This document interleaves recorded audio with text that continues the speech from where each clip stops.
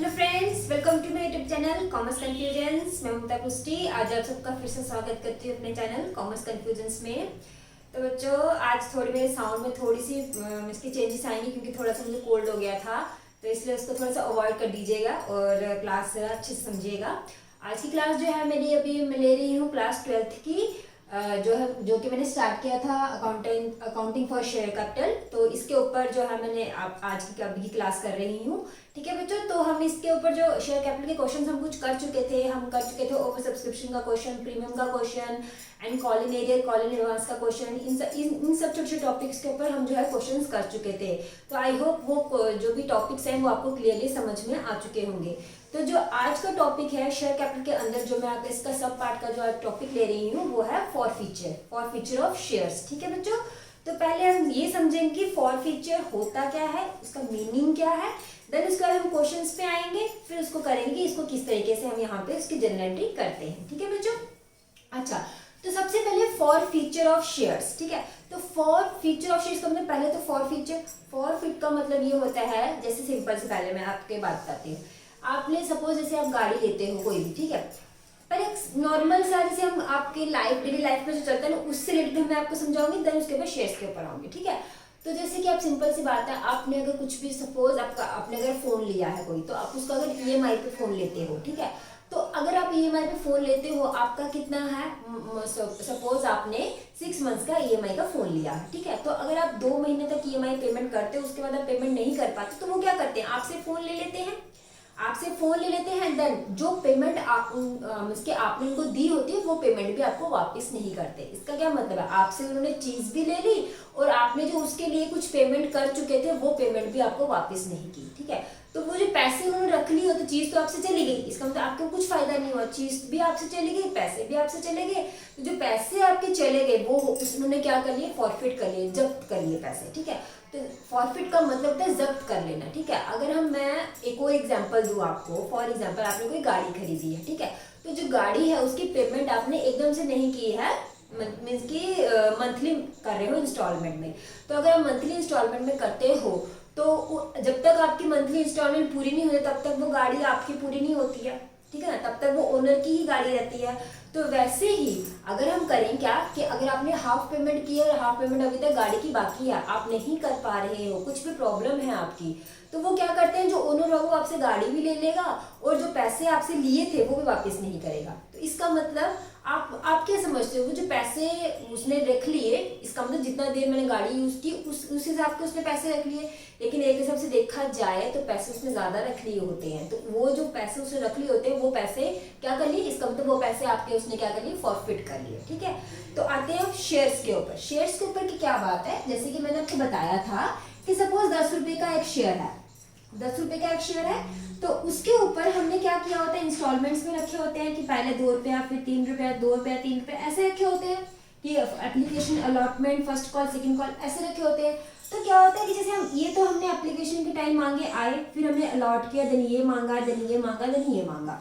तो जब हम मांगते हैं, फॉर एग्जाम्पल अलॉटमेंट तक हमने मांगे, पैसे पूरे के पूरे आ गए, उसके बाद क्या हुआ, सपोज हमने इसके ऊपर जो मांगे हमारे थे 10,000 शेयर्स, ठीक है, तो 10,000 शेयर्स के ऊपर हमने 2 रुपए के हिसाब से फर्स्ट कॉल के पैसे मांगे। तो उसमें से कुछ शेयर होल्डर जिसके पास सपोज 500 शेयर्स थे, उसने ये 2 रुपए पेमेंट नहीं किए, इसका मतलब 500 के ऊपर उसने 2 रुपए पेमेंट नहीं किए, जो हमने कॉल इन एरियर किया था उससे ही रिलेटेड है। ठीक है, तो जो कॉल इन एरियर है इसका मतलब क्या, उसने पेमेंट नहीं की, फिर देन अगेन उसने इस टाइम पे भी, मींस की सेकंड कॉल के टाइम में भी इस 500 के ऊपर क्या क्या पेमेंट नहीं की। तो देखा जाए उसने अपने 500 के ऊपर 5 रुपए के हिसाब से पेमेंट नहीं की, लेकिन पेमेंट कितनी की है, पेमेंट की है ये वाली, ये पेमेंट भी की है, ये वाली पेमेंट भी की है। इसका मतलब उसने 5 रुपए पेमेंट किए हैं और 5 रुपए पेमेंट नहीं किए हैं। अगर 10 रुपए के हिसाब से देखा जाए तो 10 रुपए के हिसाब से उसने 5 रुपए पेमेंट की है और 5 रुपए पेमेंट नहीं की है। ठीक है, तो इसका मतलब हम उसको नोटिस भेजेंगे, कंपनी उसको नोटिस भेजेगी कि आपने पेमेंट नहीं की है, पेमेंट दो। अगर तो वो पेमेंट दे देती है, फिर वही कॉल एरियर का जैसे हमने क्वेश्चन किया था कि उसके ऊपर इंटरेस्ट लग जाएगा, वो वैसा हो जाएगा सिंपल। अगर वो पेमेंट नहीं करता तो हम क्या करते हैं, उसके नाम का जो शेयर होता है वो काट देते हैं, और मीन्स की उसके अब जो शेयर ये जो ए नाम जो था, ये जो 500 शेयर्स थे ये ए के नाम के थे, अभी ए नाम उसका कट गया, इसका मतलब ए के पास अब कोई शेयर्स नहीं है। तो इसका मतलब कंपनी ने शेयर्स वापस ले लिए। अब जब कंपनी ने शेयर्स वापस ले लिए, लेकिन ये 5 रुपए जो उससे लिए थे वो पैसे अब इसको वापस नहीं करेगी, वो पैसे अब कंपनी ने रख लिए। तो जो कंपनी रख लेती है पैसा, इसकी जो 5 रुपए कंपनी ने रख लिए वो हो गया, ये हो गया शेयर फॉरफिट कर लिया उसने। तो शेयर फॉरफिट का अमाउंट कितना हुई, जो 5 रुपए उसने 500 शेयर्स के ऊपर जो 5 रुपए उसने रख लिए वो हो गया शेयर फॉरफिचर का अमाउंट। आई होप आपको समझ में आ गया होगा। फिर से देखो, सिंपल सी बात है, जितना पेमेंट किया है, ठीक है, इसकी जब उसके नाम से शेयर कट गया, इसका मतलब अब ए के पास कोई शेयर नहीं है क्योंकि उसने पेमेंट नहीं की, तो उससे शेयर्स वापस ले लिए। जब शेयर्स वापस ले लिए, अभी पेमेंट जो उसने ए ने की थी वो पेमेंट अब ए को वापस नहीं होगी, ठीक है, अभी ए को वापस नहीं होगी। ये पेमेंट किसके पास रही, कंपनी के पास रही। जब कंपनी के पास रहेगी तो कंपनी ने ये वाले पैसे क्या कर लिए, ए के फॉरफिट कर लिए, तो वो हो गया शेयर फॉरफिचर। ठीक है, तो आपको फॉरफिचर का मतलब समझ में आ गया होगा क्या होता है फॉरफिचर। ठीक है, अब हम चलते हैं इसके क्वेश्चन के ऊपर। ठीक है, ओके, चलो इसके क्वेश्चन पे चलते हैं। फर्स्ट क्वेश्चन, 2 तरीके क्वेश्चन लिखे हैं, सिंपल क्वेश्चन है। मैं पूरा लेंथी क्वेश्चन नहीं करवाऊंगी, सिंपल सा सिर्फ फॉरफिचर के एंट्री वाले ही क्वेश्चंस करवाऊंगी। ठीक है, आप उसमें उसके बाद आप बुक से क्वेश्चंस देखिएगा, अगर कोई डाउट आता है तो मुझे जरूर कमेंट में बताइएगा। ठीक है, देखो XYZ Limited Company issue 10,000 equity shares capital at the rate of ₹10 each। इसका मतलब 10,000 इक्विटी शेयर इशू किए हैं, ठीक है, एट द रेट 10 ईच। एक शेयर कितने का, 10 का है। Okay, then all shares were subscribe, सारे शेयर सब्सक्राइब हो गए। एक शेयर होल्डर था जिसके पास 500 शेयर्स थे, उसने फर्स्ट कॉल की पेमेंट नहीं की, सेकंड कॉल की पेमेंट नहीं की। फर्स्ट कॉल के थे 2 रुपए, सेकंड कॉल के थे 3 रुपीज। ऐसे लिखा है at the rate 2 and 3 each respectively, यानी कि 2 हो गया फर्स्ट कॉल का, 3 हो गया सेकंड कॉल का।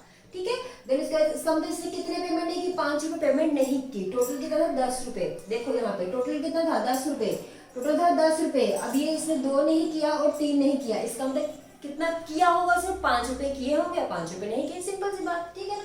अब क्या बोल रहा है कि दीज शेयर्स वर फॉरफिटेड, ये शेयर कंपनी ने फॉरफिट कर लिया after giving required notice to the share holder.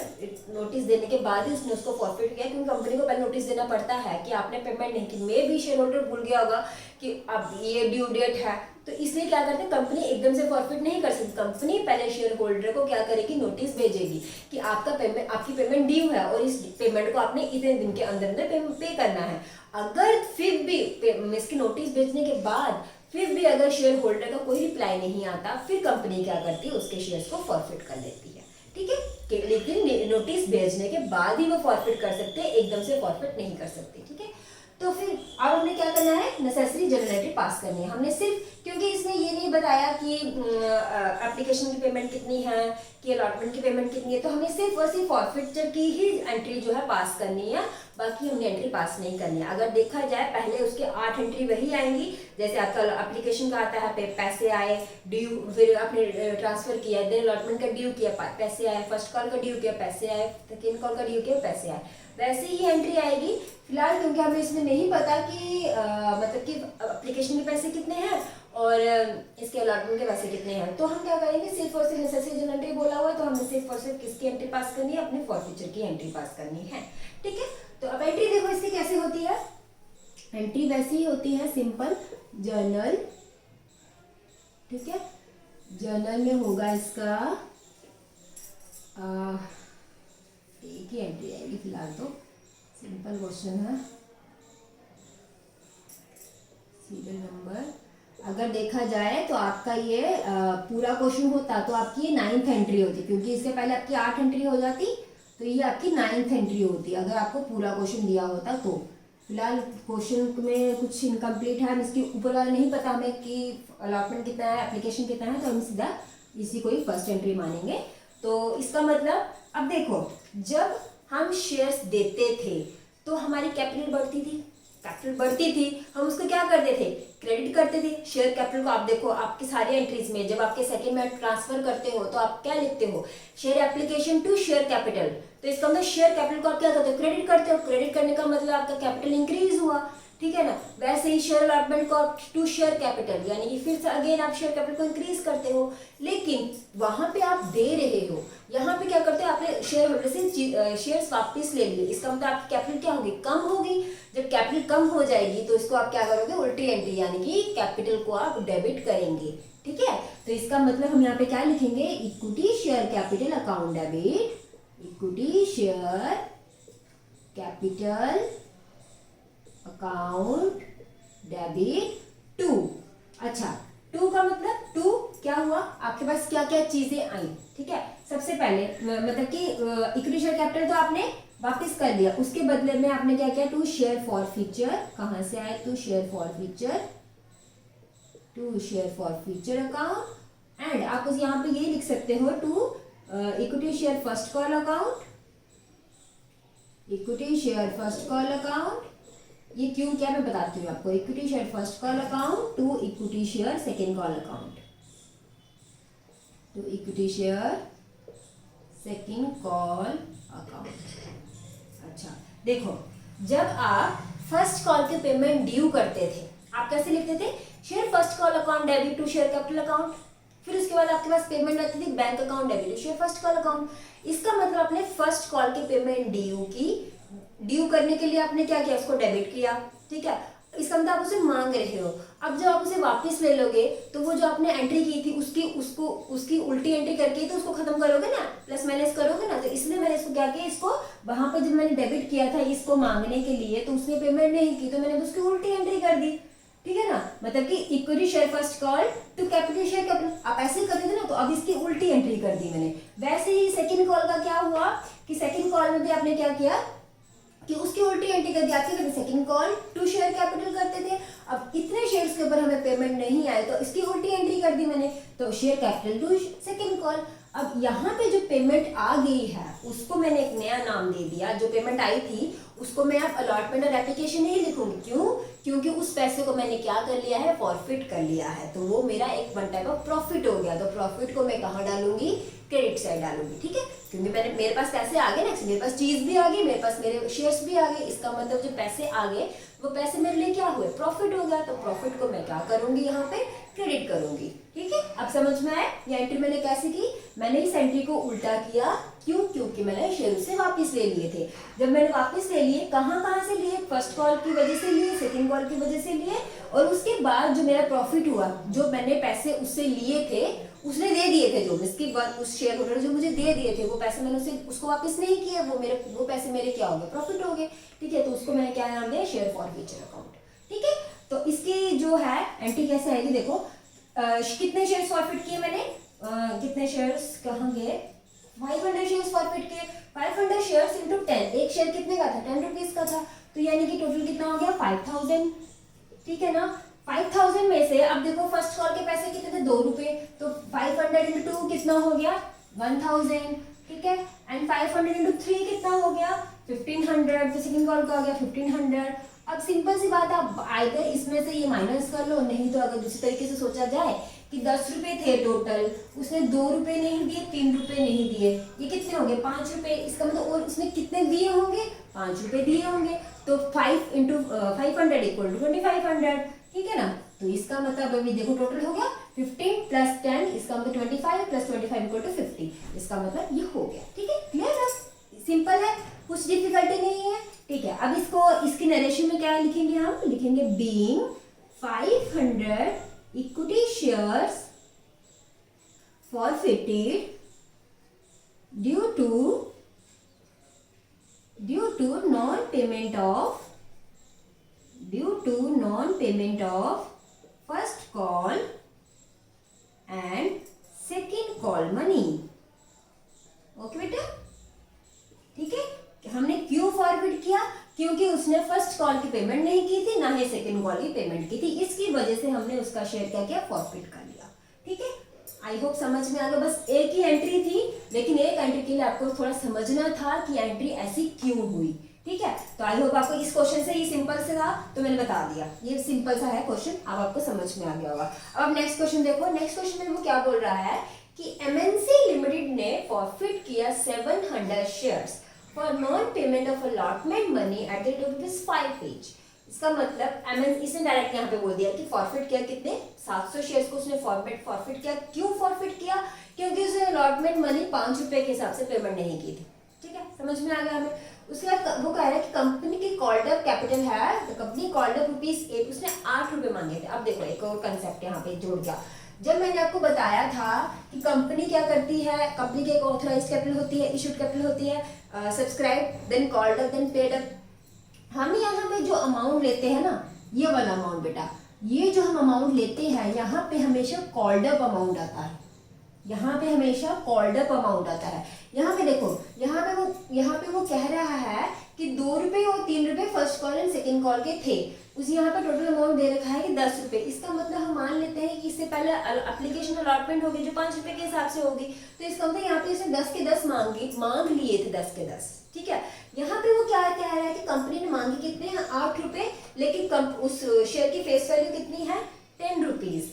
अब इसका मतलब हमारी कॉल्ड अप कैपिटल कितनी होगी, यहाँ पे तो टोटल शेयर्स हमें नहीं दिया, कॉल्ड अप कैपिटल हमारी होगी 700 इंटू 8, 700 इंटू 8, ठीक है ना। उसमें से उसने पेमेंट कितनी नहीं की, 700 इंटू 5 की पेमेंट नहीं की, तो इसका अंदर पेमेंट कितनी की होगी, 700 इंटू 3 की पेमेंट की होगी। समझ में आई बात? क्या मतलब वो कह रहा है कि हम कंपनी ने मांगे कितने हैं, कंपनी ने मांगे तो सिर्फ 8 रुपए ही है ना, क्योंकि देखो एप्लीकेशन के बाद का जो आता है उसकी स्टेज वो आता है अलॉटमेंट का, उसने अलॉटमेंट के टाइम में पेमेंट नहीं किया, तो अलॉटमेंट अगर 5 रुपए है, कंपनी ने मांगे 8 रुपए हैं, तो ऑब्वियस सी बात है अलॉटमेंट के बाद पेमेंट नहीं मांगी होगी अभी, ठीक है ना। तो इससे पहले की पेमेंट होगी, इससे पहले की कौन सी एप्लीकेशन की पेमेंट होगी, तो इसका मतलब कंपनी ने अभी तक अलॉटमेंट तक ही मांगे हैं, उसके बाद के अभी चीजें पैसे मांगे नहीं है। तो मांगे कितने हैं, 8 रुपए मांगे हैं। तो यहाँ पे जो हम टोटल लेते हैं वो सिर्फ और सिर्फ कॉल्ड अप ही लेते हैं, हम पार वैल्यू यहाँ पे नहीं लेते, यहाँ पे कॉल्ड अप लेते हैं, मींस कि जितने कंपनी ने मांगे होंगे उतने ही लेते हैं यहाँ पे टोटल, फिर उसके बाद उसमें से जितने आए और उसमें से जितने नहीं आए, ठीक है, सिंपल, ठीक है। चलो इसको करते हैं, इसकी भी एक ही जर्नल एंट्री होगी, हमने सिर्फ फॉरफीचर की ही एंट्री यहाँ पे करनी है। देखो यहाँ पे कैसे होगा सोल्यूशन, सीरियल नंबर, particulars,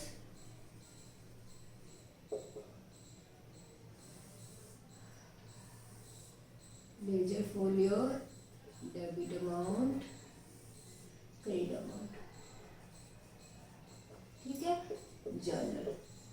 अब देखो यहाँ पे हमने क्या किया, एंट्री ऐसे ही आएगी, सिंपल एंट्री क्या आएगी, आपने कैपिटल मतलब की शेयर उससे ले लिया, इसका मतलब कैपिटल आपकी कम होगी, तो आप क्या करेंगे, यहाँ पे शेयर का नाम कौन, सिर्फ सिंपल शेयर है, तो हम यहाँ पे लिखेंगे share capital account debit, share capital account debit to share forfeiture account, to share forfeiture account and to share allotment account, क्योंकि अलॉटमेंट पेमेंट नहीं ना आई, आप यहाँ पे कॉल इन एरियर भी लिख सकते हैं, टू शेयर अलॉटमेंट अकाउंट, क्योंकि अलॉटमेंट की पेमेंट नहीं आई तो अलॉटमेंट अकाउंट, तो लिखेंगे being 700 shares forfeited due to non-payment of allotment money, due to non-payment of allotment money, ठीक है। अब देखो कॉल्ड अप कितना था, 7 से पहले तो हमने कितने शेयर्स फॉरफिट किए, 700 शेयर्स फॉरफिट किए, 700 के हिसाब से आपने मांगे कितने थे, 8 रुपए मांगे थे, तो यहाँ पर टोटल कितना आ जाएगा, 700 इंटू 8, 7 8 जा 42, नहीं 7 8 जा 56, सॉरी 7 8 जा 56, तो यहाँ पे आ जाएगा 5600, ठीक है। तो उसके बाद फॉर फीचर में कौन सा अमाउंट आता है, जो उसने दिए होते हैं, तो अगर उसने 5 रुपए नहीं दिए तो 3 रुपए दिए होंगे, तो 3 रुपए के हिसाब से 7 से 21, तो 2100 यहाँ पे आ जाएगा आपका फॉर फीचर में, एंड उसके बाद उसने 5 रुपए नहीं दिए तो 7 इंटू 5 यानी कि 3500 आपका आ जाएगा यहाँ पे शेयर अलॉटमेंट में, ठीक है। ओके, तो आई होप आपको समझ में आ गया होगा। आप यहाँ पे कॉल इन एरियर भी लिख सकते हैं, कोई प्रॉब्लम नहीं है, कोई इशू नहीं है। अगर आप यहाँ पे कॉल इन एरियर लिखते, क्योंकि वहां तो एक था अलॉटमेंट की जगह कॉल इन एरियर लिख सकते थे, लेकिन अगर यहाँ पे कॉल इन एरियर लिखते तो एक ही लिखते और प्लस 2500 यहाँ पे डालते, ठीक है। तो उसमें कोई प्रॉब्लम नहीं है, आप ये भी लिख सकते हैं, कॉल मेरिट भी लिख सकते हैं, वैसे कुछ प्रॉब्लम नहीं है। तो आई होप आपको शेयर फॉर फीचर का कंसेप्ट थोड़ा समझ में आ गया होगा। तो अगर इसमें कोई भी डाउट है तो प्लीज कमेंट बॉक्स में जरूर बताइएगा, और इससे रिलेटेड जो क्वेश्चंस है आपके बुक्स में वो जरूर आप सॉल्व कीजिएगा। और अगर उस क्वेश्चंस में कहीं पे भी कोई भी डाउट आता है तो प्लीज आप उस बुक का, इसकी बुक क्वेश्चन नंबर और बुक का पेज नंबर मुझे बता दीजिएगा, मैं वहां पे आपको यहाँ पे आपको सॉल्व करके वो बता दूंगी आपको। ठीक है बच्चों, अगर आपको मेरी वीडियो पसंद आई तो प्लीज लाइक जरूर कीजिए, और लाइक करने के साथ साथ सब्सक्राइब करना मत भूलिएगा, और सब्सक्राइब करने के साथ साथ जो आपका बेल आइकन है उसको जरूर क्लिक कीजिएगा। बेल आइकन को आप ऑल पे सेट कीजिएगा, सो दैट मेरी कोई भी वीडियो अगर अपलोड होती है तो वो आपको पहले नोटिफिकेशन उसकी आ जाए। Thank you for watching my video.